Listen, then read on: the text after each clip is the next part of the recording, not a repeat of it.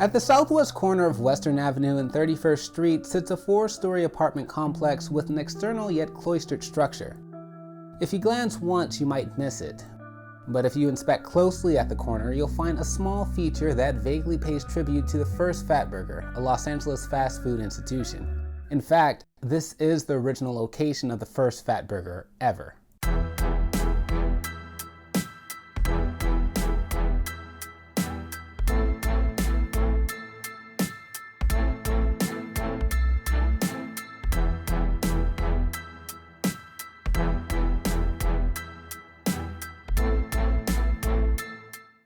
The story of Fatburger is a windy, inspirational tale that highlights Black entrepreneurship in South Los Angeles throughout the mid to late 20th century. And it begins with the exemplary Black entrepreneur Lovie Yancey. To kick it off, Javier from Californiography will retell the origin story of this iconic fast food chain. Javier, take it from here. In 1947, Lovie Yancey opened a burger stand called Mr. Fatburger with her partner, Charles Suitcase Simpson. Yancey, according to Fatburger's oral history, made delicious hamburgers in her home kitchen, and Simpson had a knack for businesses and building. As a construction worker by day, Simpson used leftover materials from his job, and with the help of his co-workers, built a 3-stool walk-up burger stand after work hours. They called it Mr. Fatburger, because Yancey thought the name was a perfect description for her big, made-to-order, and customizable burgers that were the epitome of the jazz slang word fat, which didn't just describe something as large, but also deluxe. In those first few years, Lovie and an assistant would work the daytime shift, while Charles and his sister took over the night shift after a day of working his construction job. In fact, Yancey worked as many as 18 hours during the first decade of Mr. Fatburger. According to the West Adams Heritage Association, the hamburger stand started with daytime business hours, but expanded to a 24-hour operation to capitalize on a revolving door of employees who work day and night shifts at nearby manufacturing sites amid a booming post-war economy. The Western Avenue location of the original Fatburger sat at the edge of budding Black neighborhoods Jefferson Park, West Adams, and Leimert Park, standing in proximity to high-profile jazz clubs, including Club Oasis, California Club, and the Tiki Room. Despite the rampant success of Mr. Fatburger, Yancey and Simpson dissolved their relationship, and Yancey bought Simpson's stake in the original stand on Western Avenue in 1952.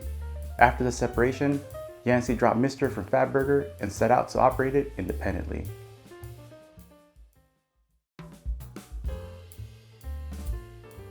Yancey continued to find success with the original location. Her humble, welcoming stand stood in contrast to other establishments in a racially segregated era of Los Angeles. She continued to operate 24 hours, 7 days a week, and expanded the footprint of the original stand to accommodate demand. Throughout the 50s and early 60s, Fatburger gained notoriety when Black entertainers such as Ray Charles, James Brown, and Red Fox stood among her line of customers. Wanting to expand her Fatburger footprint in LA, Lovie Yancey found a former hot dog stand near the corner of Burton Way and La Cienega Boulevard near Beverly Hills, and opened her second location in 1973. Now being closer to the homes of her celebrity clients, it wasn't unusual to see the parking lot filled with limos or to see Johnny Carson or Elizabeth Taylor grabbing a Fatburger after an award show, though only being able to seat about 12 customers. Yancey started selling franchises of the last great hamburger stand in 1981, and according to the International Directory of Company Histories, by 1985 there were 32 locations total, 4 of which were company-owned, and Fatburger was named number 5 fastest growing burger franchise by Entrepreneur magazine. "I don't worry about McDonald's, Burger King, or Wendy's," Yancey said during an interview with the Wave newspaper in 1985. "They may be more popular, but a good burger sells itself. And I don't think anybody makes as good as hamburger as we do." Those good burgers soon attracted an investment group, led by Island Records founder Chris Blackwell, that bought Fatburger from Lovie Yancey in 1990 and formed the Fatburger Corporation. Yancey retained ownership of the original stand and the La Cienega Boulevard location, which her daughter, Gwen Adair, ran for several years. As far as tenacity, the apple did not fall far from the tree. Apart from being a restaurateur, Adair was also an actress. She was a regular on MASH and the first female boxing referee to arbitrate a world title fight.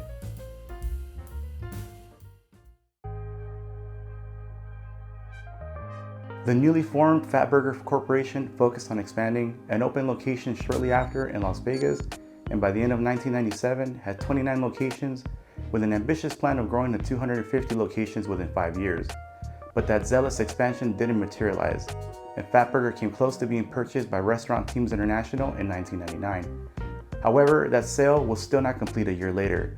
So in October 2001, Lakers great Magic Johnson, in partnership with GE Capital Franchise Finances, bought the franchise with a more modest expansion plan.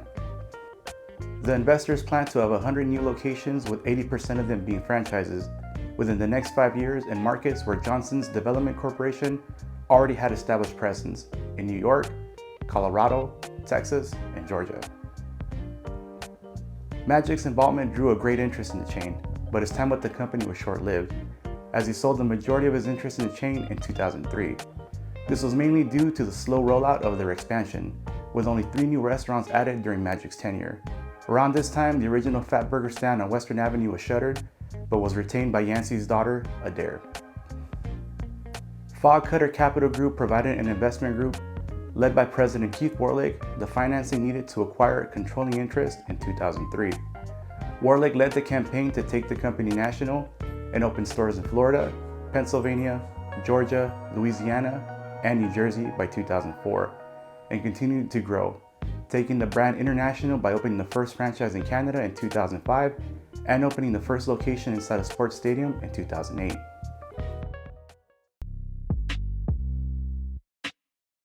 In the early 2000s, Adair listed the original Fatburger site for sale, a total of 35,375 square feet, for $4.3 million. Evanisco Realty and Investment, the broker representing Adair, pushed to sell the property to a real estate developer because of the site's proximity to LA Metro's planned light rail station at Exposition Boulevard. Because the site was never designated a historic landmark, the original burger stand had no refuge against demolition. The Los Angeles Conservancy in 2005 reached out to the Fatburger Corporation to purchase the property, but the corporation wasn't interested and didn't believe that Fatburger would perform well in the neighborhood. But a residential site, on the other hand, would help Yancey's family maximize their profits from the sale. In 2009, Evanisco announced the dilapidated Fatburger sold in that summer for $3 million, under the condition that the original Fatburger stand would be rehabilitated and incorporated into the development. Mercy Housing, the developer that bought the property, planned a 4-story, 61-unit low-income apartment on the former Fatburger site. The developer physically moved the former hamburger stand from the middle of the property to the southwest corner of the lot during the early construction phases, rehabilitating the exterior of the process alone. The housing development opened in 2014, unveiling the compromise of the sale.